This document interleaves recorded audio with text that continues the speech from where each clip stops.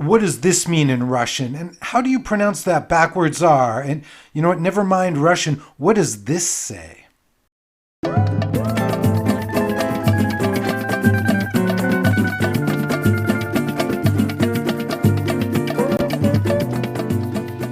Welcome to Ways of the World, a discussion about world language and culture. And so this time, if you'll forgive me, I wanted to kind of try this sort of little quiz where looking at things that look like Roman letters, but they're actually a different alphabet. And, see if you can guess how these are pronounced, or maybe you know already. So like this word, how do you say this word in its Russian? And I think the natural guess for an English speaker would be like pektopa or something like that. But really, it's restoran, which is the Russian word for restaurant, and written in the Russian Cyrillic alphabet. And maybe the most confusing part, I guess, is that the R is written this way. The same way they do it in Greek, right? The Greek letter rho, and for the P sound they use pi, like Greek does. As well. And then the C is always pronounced as S.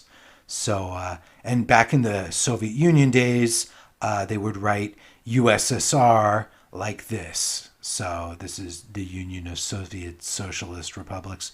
And so the Russian word for union is Soyuz, like the Soyuz rockets, which the Soviets developed. I mean, they still use them today.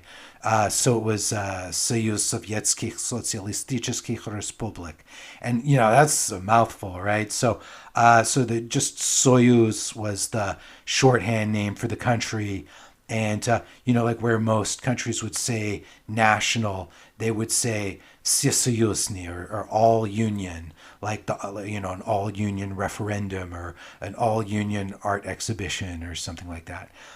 So the Cyrillic alphabet, the one that Russian uses, it was actually created for Bulgarian, and it was based on Greek rather than Roman letters. And then it just gave new sounds to some of the other letters, or did like backwards versions of them. So you have stuff like this one. It's pronounced ya, and it's actually the last letter of the alphabet. If it's by itself, it means I, like I myself. And then the backwards N is pronounced E, and it means and if it's by itself. There's also this one, looks like an H, but really it's pronounced like an N. But anyway, enough Russian. How about this one? What do you think it is? Maybe it looks like, could be like EP or EP. Actually, it's a Chinese character. It's pronounced yin, and it means like to print or stamp something. Like a stamp is called a yinjiang, or So it's supposed to look like a hand holding a stamp. Maybe if you like rotate it this way, you can kind of see it. I don't know. How about this one? How would you pronounce this? Maybe like qui or something like that. Actually, it's pronounced something like jalagi, and it means Cherokee in the Cherokee language. I'm probably getting the tones wrong, but it's something like jalagi. And so you may be familiar with the story if you grew up here in the U.S., but the Cherokee syllable alphabet was invented by Sequoyah. And among his many talents, he was a silversmith. And he may or may not have been able to read English, but people would come by and be like, please engrave this thing from this paper on this plate. And he'd copy the letters. And then in the 1820s, he created an alphabet for his own language, just completely on his own. He was like the first guy in modern history to do something like this, probably the first since the Middle Ages, I would guess. So he did use some Latin letters, and then he created some of his own, but they have nothing to do with the sounds of the Roman alphabet. Like, these are the vowels a, e, o, u. They also have an ng, and you have to pay attention to whether or not the letters have serifs, because like this one with the serif on top is the ja in jalagi. And which, by the way, when they write it in Roman letters, they use TS for some reason, but it's a ja. But so that's ja, but if there's no serifs, then it's tli. Or the second letter la, right, is different from this one, which is ta. And it like in languages that use the Latin alphabet, that would just look like two different fonts or different typefaces for W, but it's different letters.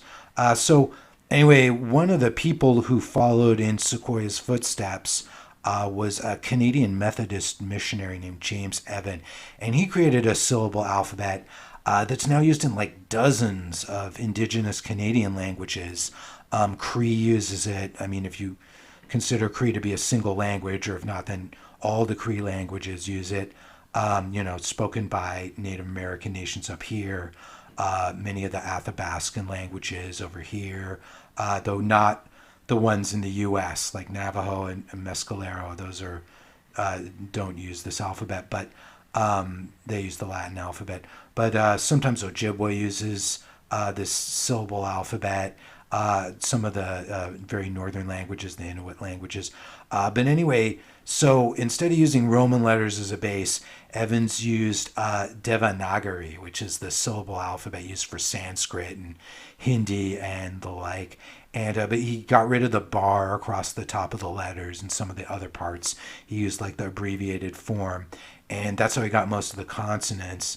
And then to show what vowel it was, he would change the direction it was facing. So the N letter comes from this in Devanagari, and then this way it's something like ni, and then this way it would be no, and then ne, and na.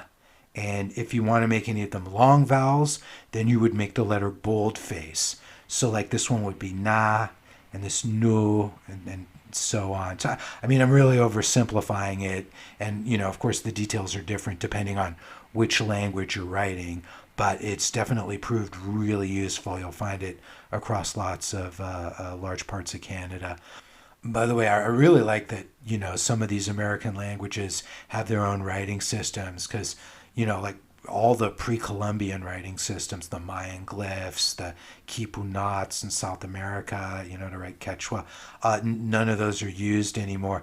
So what are some of your favorite writing systems outside of the Latin alphabet? I mean, if that's a thing to have a favorite writing system. But let me know what you think in the comments. And, thanks again for watching this video, making the world your thing. And as always, any subscriptions or likes for this video are much appreciated. Please check back next week for more stuff.